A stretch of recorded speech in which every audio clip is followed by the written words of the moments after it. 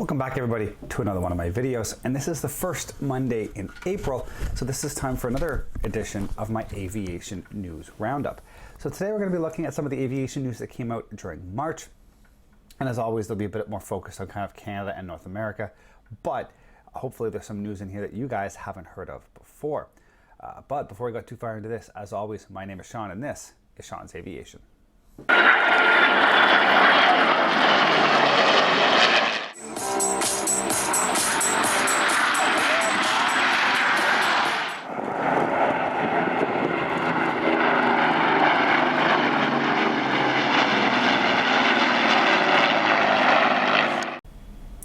So as always, before we get too far into this, I just want to say thank you for everybody who is out there watching. If you haven't yet, down below, like, subscribe, hit that notification bell. That'll make sure that you guys are aware of when I get new videos out. And also, if you guys do want to help out in a bit more of a concrete way, down below, you'll see a link to my coffee account. You can go there and buy me a coffee. I always have a coffee on the go today. Today's A&W, bit of a different day today, but good coffee. Anyways, always have a coffee on the go. So if you are able and you feel up to it, please do that. If not, please don't feel obligated. I'm not here begging for money. Not the point of this channel. I'm having fun. I get to take you along for the ride.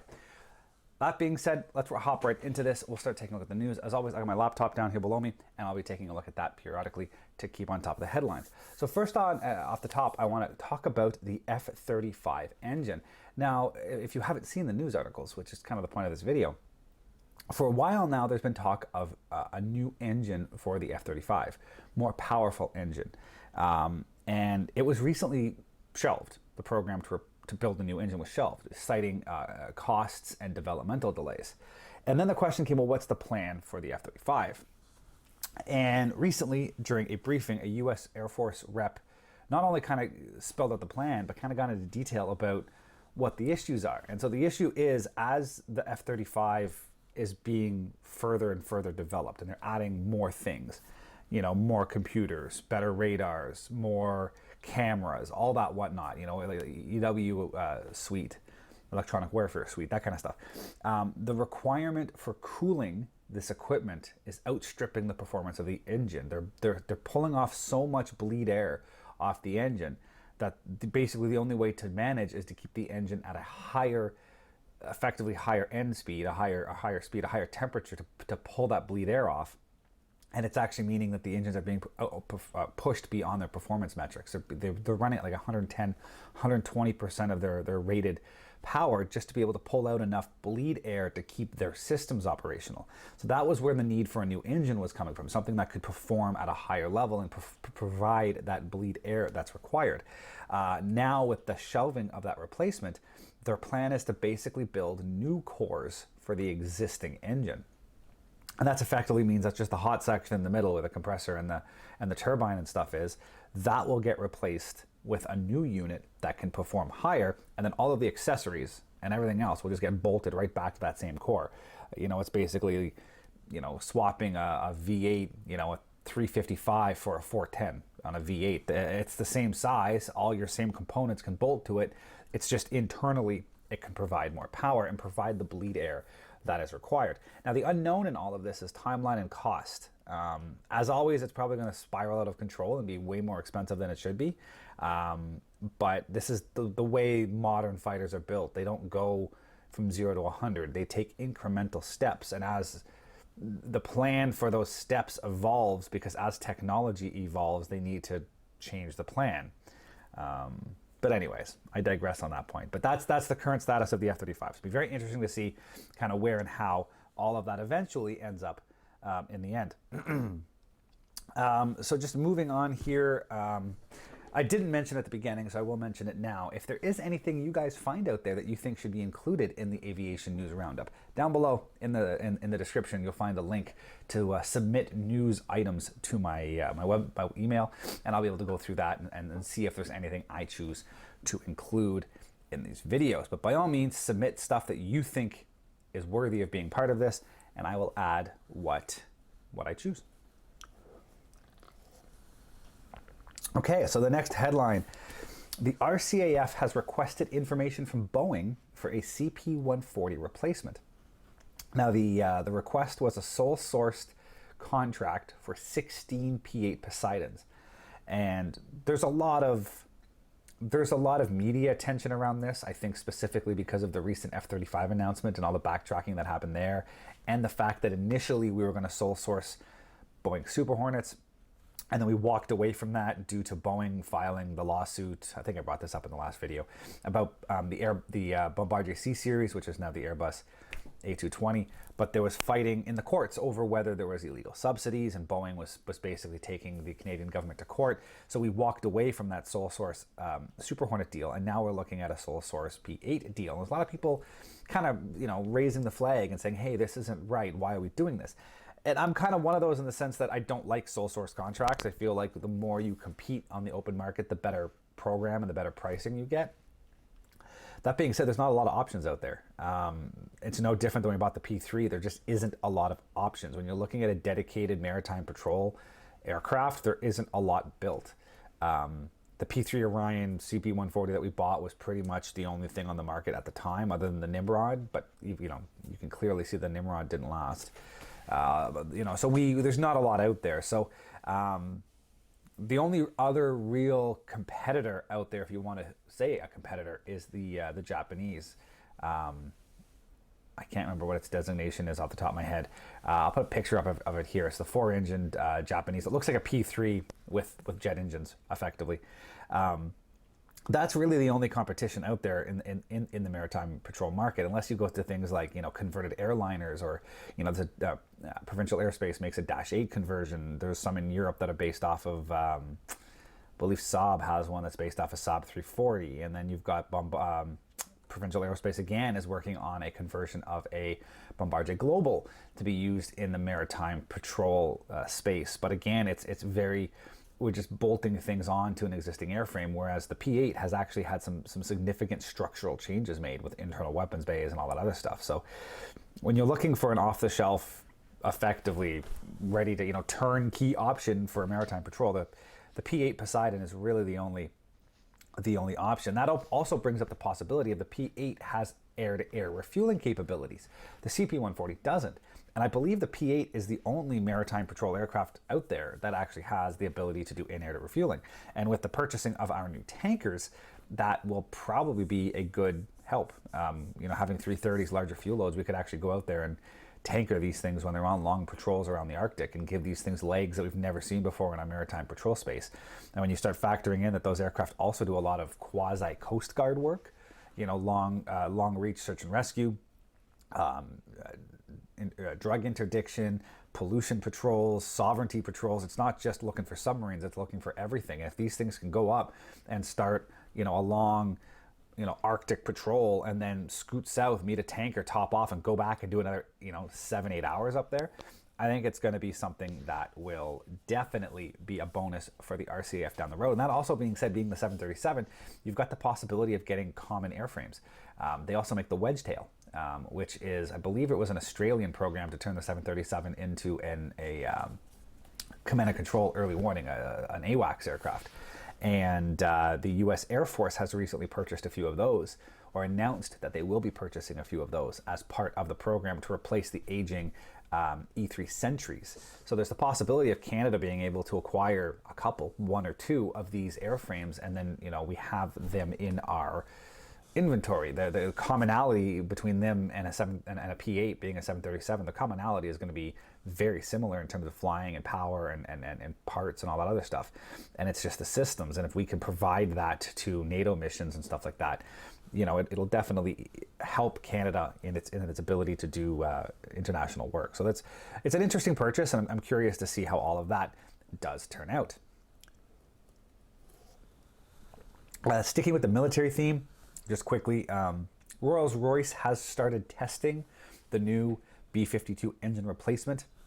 The engines themselves are very similar to the engines that are currently flown on some of the Global and Gulfstream models. So the engines themselves aren't new, but the setup and the mounting to be mounted to the B-52 pylon is where a lot of that happens. And they've started, and I'll throw the picture up here of the engines mounted to a dummy pylon with some kind of cowling setup just to start the process of seeing how all the systems are going to tie in, and aerodynamics and all that stuff. So that is exciting and interesting to see the B-52 getting replaced. More power, less fuel burn. And effectively, these things are going to be in the air over 100 years. It's just, there's not much out there flying right now that's 100 years old outside of a few, and they're all warbirds and classics, and they only fly a couple of times a year. So to have B-52s in active service in effectively 30 years from now that have been airborne for 100 years is an unbelievable achievement and a testament to the way they were constructed and the way the U.S. Air Force has managed to keep those things, flying for that long. And then finally, when we come to the headlines, the Reno Air Races are over, completely done. Now, the National Air Races as a whole is still alive, and they're looking for a new home. But Reno Airport has kicked them out. So this year, 2023, is the last season of the Reno Air Races. They're citing expansion at the airport, developmental opportunities, industrial use, as well as encroachment into the area of, effectively the city, of suburbs. I'll throw up a Google image. I haven't looked at this yet until I'm going to be doing this in post. Look at a map and actually see where the Reno Airport is situated in conjunction with the city and in relation to the city. But that was their post, was that there's encroachment to the airport on the civilian side, there's development opportunities airside, and they want to move forward with that. And they feel that that's a better long-term monetary policy than keeping the air races there. So the air races are kicked out. They have to find a new home. I don't know where they're going to go. There's not a lot of airports left in the U.S. that are effectively in the middle of nowhere in a climate that will be conducive to air racing. You go elsewhere, and you run into the situation of weather, bad storms, what have you, that could impact the flying and kill the weekend.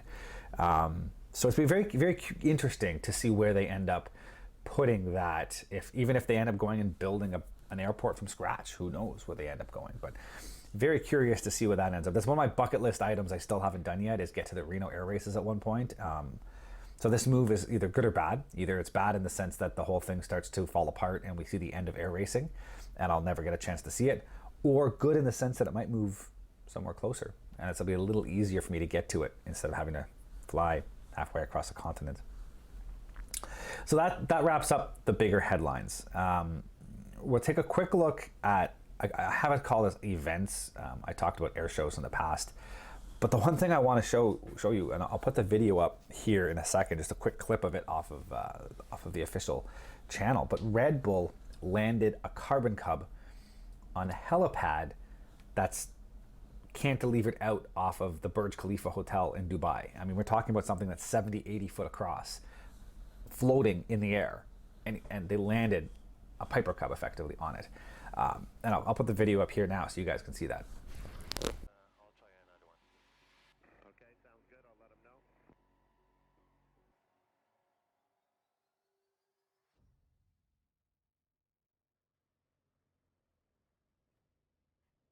Darties on bullseye. Bullseye, my friend! That was perfect! We made history, man. We made history. That was beautiful all the way. Good job! All right, guys. 3, 2, 1.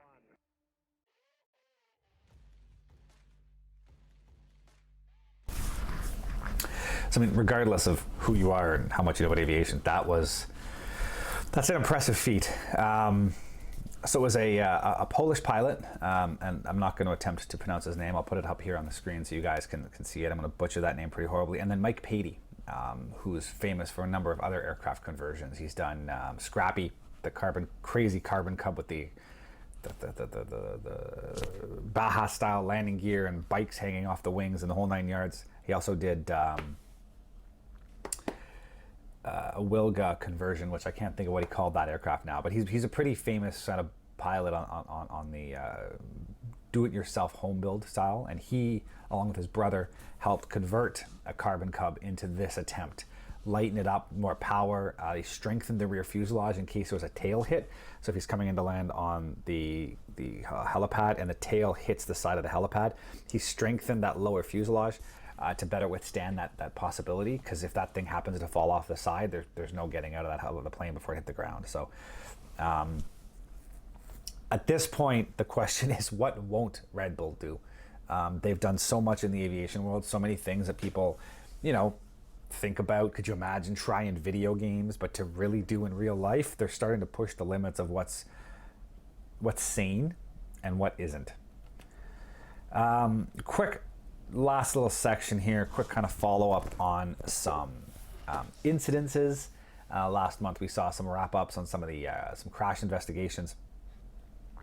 This one's a little different. I got two items to talk about here. The first one is the Russian fighter hitting a U.S. drone in the Black Sea.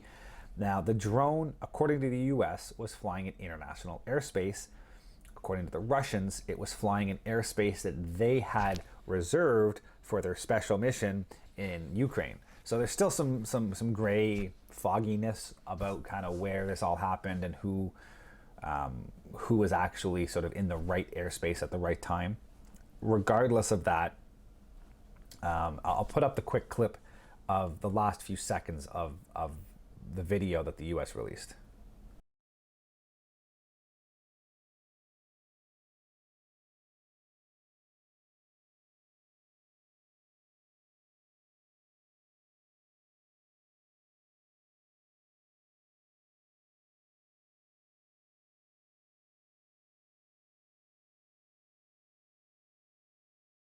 So you can see the planes coming in. It's dumping fuel. Apparently the incident lasted approximately 40 minutes and the Russians made several passes on the drone, dumping fuel above in front of around the fighter, trying to disrupt its flight plan.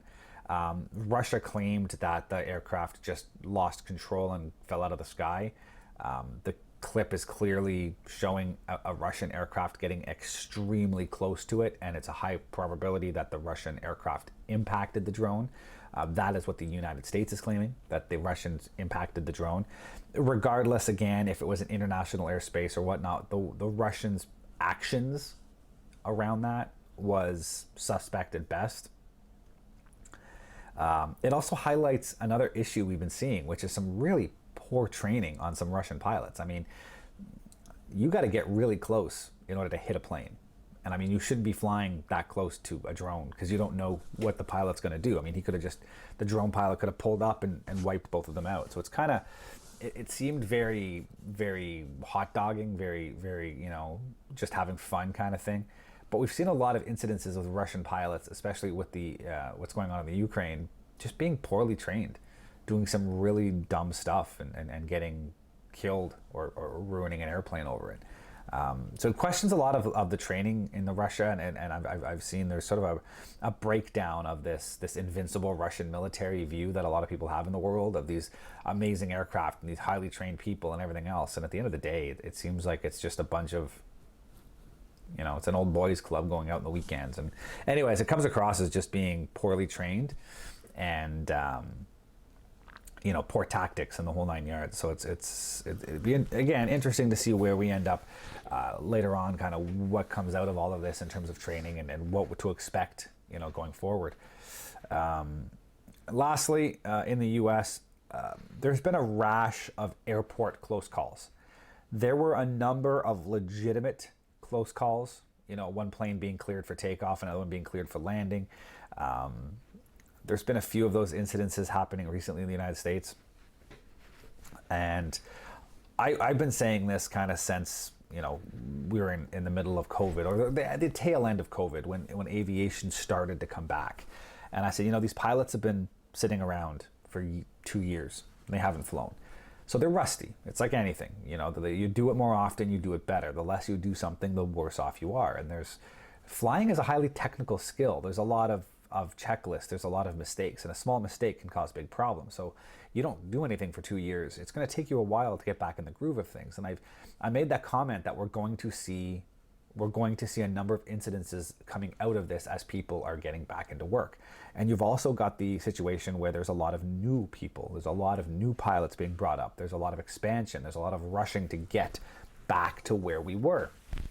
And you're seeing a lot of relatively either experienced pilots who haven't done much in a few years and are still getting back into the groove, and you've got new pilots who need to learn the processes. And so if you've got an experienced pilot who's still rusty on the processes and a new pilot who doesn't know the processes, there's a high likelihood that you're going to see some issues. And I think that's what you're seeing. And you're seeing some situations where things are getting a little too close, but they're being caught. And that's the good thing. A near miss is not a bad thing. It sounds bad, but it means the system worked. The people caught the mistake and they corrected their actions before an accident happened. And in a perfect world, that's how it's supposed to happen. But at this point, I feel that the media has started to latch on to every single incident. There was one recently in the US where a fire truck had been told to hold short of a runway, and it didn't, and it crossed the runway while an aircraft was taking off. And the media made a huge deal about a lateral separation of only 200 feet. Well, okay, but if the aircraft is on the center line, 200 feet off to the side, you're relatively close to the hold short line. But they also said that the aircraft took off well before the intersection that the fire truck crossed. So if you've got a plane taking off on a runway and a fire truck crosses the runway down here and it ends up passing the hold short line and the airplane rotates and climbs out, yeah, your horizontal separation might only be 200 feet, but 200 feet is close to the safety line, but he's also up at 1,000 feet. So it really wasn't an issue, but the media made a huge deal about it by cherry picking a few facts and throwing them out there as a headline. And that's a problem with the media as well, is you have a lot of people in the media who don't understand aviation in terms, or, you know, they think 200 feet's close, but at the end of the day, if I'm sitting at a hold short line, I'm 200-300 feet away from a taking off aircraft anyways. If I'm parked in my truck, I'm at the hold short line and a plane takes off the runway in front of me, I'm only a couple of 100 feet away from it, but I'm still in the safe zone. That doesn't diminish the fact that the fire truck crossed an active runway without permission.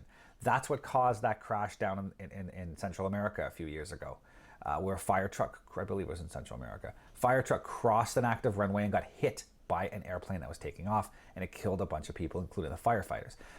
Runway incursions are a big problem and they need to be sorted, but by the media blowing it out of proportion and making it seem so much worse just because it's another story they can talk about and it's showing this trend, that doesn't help the situation. That doesn't allow people to sit down and have calm, rational discussions on things. It means people make rash decisions in order to make a change right now without thinking of the unintended consequences down the road that actually make things worse. So it's a bit of a rant on both. There is a legitimate rash of incidents in the US. There have been a lot of close calls, a lot of multiple clearances, people accessing runways without clearance. It's been happening quite a bit more than usual, but the media attention makes it seem so much worse than it is, and I'm afraid of, like I said, a knee-jerk reaction, trying to quickly fix things for public perception, but actually at the end of the day making things in however way worse, because unintended consequences end up causing so many problems. Anyways, so that's going to wrap up this video. As I said, if you think I missed anything, any news you thought, hey, why didn't he talk about that? Send me an email. Let me know. I missed things too. There's news you guys might see that I don't, and vice versa. So like I said, if there's anything you think I should be talking about, please, please, please throw that up to my email. Let me know, and I can include it in here again if I feel it is worthy of being part of this. I'm not going to talk about everything. I mean, there's multiple headlines every day. So it's going to be the bigger headlines, the stuff that more people are going to be interested in, and not just a select few. I say that, but it's me, so it's a very narrow view to begin with. So as I said, I'm going to wrap it up. Thank you all for watching. Send me your news items, and we'll see you all next time. Thank you for watching, guys, and as always, if you are interested in any of the content you see, you can access my website at www.seans-aviation.com. You can see all the latest pictures of aircraft and museums and the build logs of all of my current models and past models on that site. And if you're interested in any of this content, please click the subscribe button here on YouTube to follow more. Thank you very much, and see you guys next time.